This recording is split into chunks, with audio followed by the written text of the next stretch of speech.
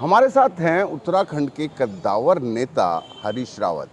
इनसे आज कुछ समय मिला है और उस समय का हम सदुपयोग करेंगे। उत्तराखंड की जो मौजूदा हालात है उसके बारे में हरीश रावत जी से बात करेंगे। हालांकि सरकार नहीं है इनकी, लेकिन किसी टाइम सरकार में भी थे। हरीश जी, न्यूज़ 24 यूपी उत्तराखंड के लिए हमारा ये प्रोग्राम जाएगा, तो उसके लिए आपसे है, तो जिस तरीके का अभी पिछले दिनों देखने को मिला, पहाड़ों का से हम शुरू करते हैं, जिस तरीके से पहाड़ टूट रहे हैं, तो क्या क्या वजह है कि पिछले कई सालों से देख रहे हैं कि लगातार पहाड़ टूट रहे हैं? इस समय जलवायु परिवर्तन का सबसे ज़्यादा दुष्प्रभाव भारत में किसी एरिया पर पड़ रहा है तो है मध्य हिमालय।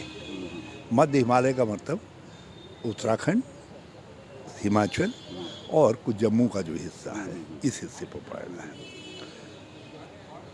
यूपीए के समय में एक हिमालय मिशन लॉन्च किया गया था, लेकिन 2014 के बाद उस पर कुछ सुनाई नहीं दिया।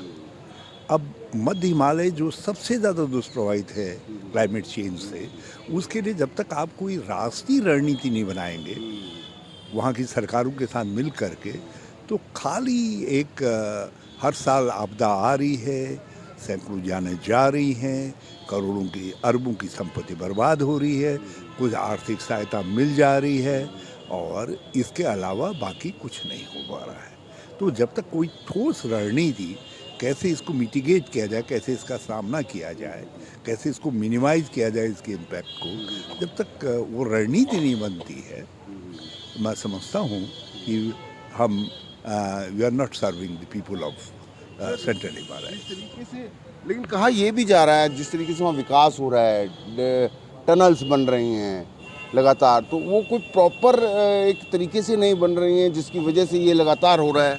हाँ, वो भी एक आवश्यक है। मध्य हिमालय के जितने राज्य हैं उनमें कितना जमीन को कितना डिग करना है, एक्सप्लोसिव कैसे, टनल्स कितनी तक, किस दूरी तक टनल जरूर बननी चाहिए, मगर छोटी टनल्स बननी चाहिए। और एक्सप्लोसिव का, हाई डेंसिटी एक्सप्लोसिव का उपयोग जो है वहाँ बिल्कुल बैन हो जाना चाहिए।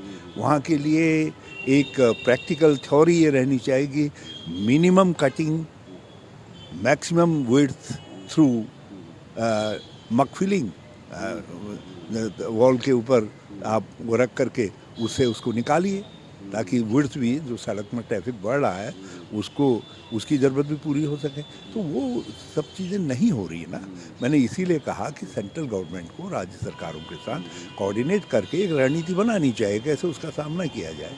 हाँ सर, ये तो रही चलो एक आपदा की बात। पिछले दिनों देखा गया उत्तराखंड में छात्र युवा जो हैं वो सड़कों पर उतर आए थे और उन्होंने ज़बरदस्त वहाँ पे प्रदर्शन किया। हालांकि देश भर में बेरोजगारी है, बेरोजगारी से युवा त्रस्त हैं, लेकिन उत्तराखंड में सबसे पहले देखा छात्र जिस तरीके बहुत से। बधाई देना चाहता हूँ हमारे नौजवानों ने, जो पेपर लीक, क्योंकि लगातार जब से भाजपा आई है तब से कभी एमआर पेपर में कुछ टेम्परिंग हो रही है, रिजल्ट्स पेपर में, कभी नकल हो रही है संगठित तरीके से, और कभी जो है पेपर लीक हो जा रहा है।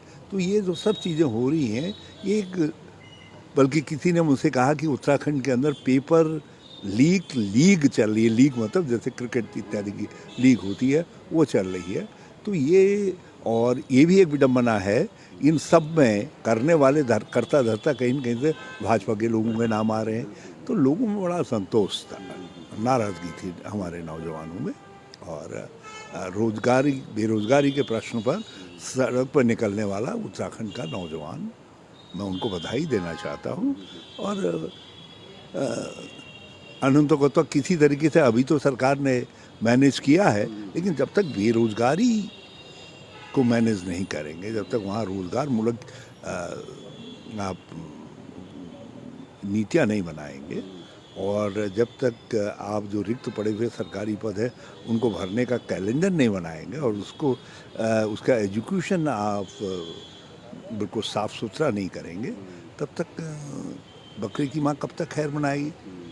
इस समय बच गए, आगे नहीं बचेंगे, आगे नहीं बचेंगे। इनको सीख के तौर पर समझना चाहिए। ये आज का युवा वेल इन्फॉर्म्ड युवा है, वो दुनिया को सब समझता है, वो झांसे में नहीं आने वाला है।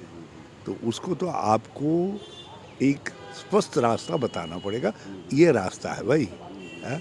हम इतना तक इस समय कर पा रहे हैं, ये हमारी सामर्थ्य है, और इससे आगे तो अपनी ताकत। टूरिज़्म की बात करें सर, उत्तराखंड का टूरिज़्म बहुत बढ़िया होता था, लेकिन इस समय देख रहा हूँ मैं जितने पहाड़ों पे लोगों ने होटल बुक कराए हुए थे, टिकट्स सब कैंसिल करा दिए हैं, क्योंकि टूरिज़्म पे कितना फ़र्क पड़ा है वहाँ पर। देखिए, ये इसमें ऐसा नहीं है कि वहाँ आवागमन नहीं हो रहा है। सत्यता ये है, पहले भी बरसात के अंदर एक समय तो वहाँ क्लाउड टूरिज्म भी होता था, कोहरे का। एक फिल्म बनी थी जो है, उस फिल्म के अंदर तो कोहरे के साथ वो बहुत फेमस सीन हुआ था। तो ऐसी चीज़ें चलती है, लेकिन अब ये जो सूचना का विस्तार हुआ है, तो कहीं सड़क में 10-20 बोल्डर भी आ गए, आधा घंटा जाम हो गया तो वो नेशनल न्यूज़ हो जा रही है। तो इतना घबराहट की बात नहीं है। उत्तराखंड, हिमाचल, ये सब सेफ प्लेसेस है। अब थोड़ा जोखिम तो जब नोएडा की, दिल्ली की सड़कों पर जोखिम है, तो हिमालय में तो जोखिम है ही है।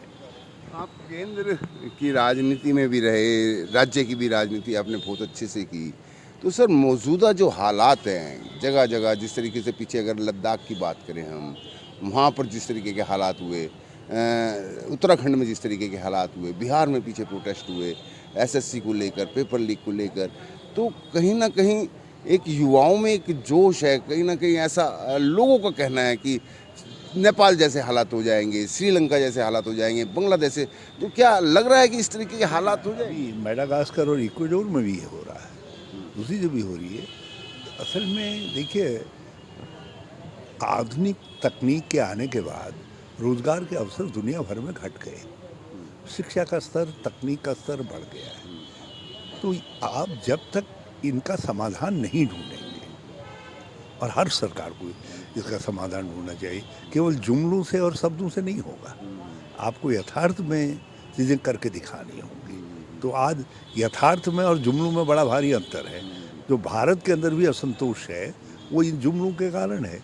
आपने लद्दाख के लोगों को सपने बहुत दिखाए हैं, और अनंतो गत्वा आपको एक एक्टिविस्ट को, एक ऐसे एक्टिविस्ट को जो किसी कॉज के लिए लड़ता है, कल तक वो क्लाउड मैन था और आज आपने डाउटफुल मैन बना करके उसको अंदर कर दिया। तो ये जो चीज़ें हैं, ये वो भी ठंडे प्रदेश से गर्म प्रदेश में। वही मैं कह रहा हूँ कि ये है, तो ये होती रहेंगी, ये होती रहेंगी। आप इन चीज़ों को ढक नहीं सकते। हाँ। अब एक आखिरी बात, बिहार चुनाव का मौसम है, तो हालांकि आपने देश भर कांग्रेस आपको हर जगह का जिम्मेवारी देती रही है, तो बिहार के चुनाव पर क्या सोच रहे हैं? तो इस बार जिस तरीके से खींचातानी हो रही है, बिहार परिवर्तन के लिए वोट करने जा रहा है, वोट छोड़ गद्दी छोड़। आज बिहार से उठा वही नारा गांव-गांव में गूंज रहा है, गली-गली में गूंज रहा है। तो बिहार देश को आगे के परिवर्तन के लिए रास्ता दिखा रहा है। हाँ, और ये इस समय जनता के अधिकारों की लड़ाई निर्णायक मोड़ पर बिहार में खड़ी है। बस थोड़ा सा हमको एकताबद्ध होकर के काम करने की ज़रूरत है, बाकी सब काम जनता कर दे रही है। आप देखिएगा, बिहार बड़ा परिवर्तन लाएगा, और बड़ा परिवर्तन जो है देश के लिए भी परिवर्तनकारी सिद्ध होगा। देश के लिए परिवर्तन क्या मतलब, मैं क्या समझूं? बिहार में अगर परिवर्तन आया तो क्या केंद्र में भी परिवर्तन आएगा? 2027 में उत्तराखंड में आएगा, उसके बाद एक के बाद एक राज्य हैं, सब जगह परिवर्तन आएगा, और फिर सेंटर में परिवर्तन आएगा। 2029 में आएगा ना? हाँ, आएगा 2029 के अंदर, लेकिन परिवर्तन आएगा। Thank you. तो ये हरीश रावत थे, जिन्होंने हर मुद्दे पर बेबाक तरीके से हमसे बातचीत की। कैमरामैन अभिनाथ के साथ विनय सिंह, न्यूज़ 24 दिल्ली।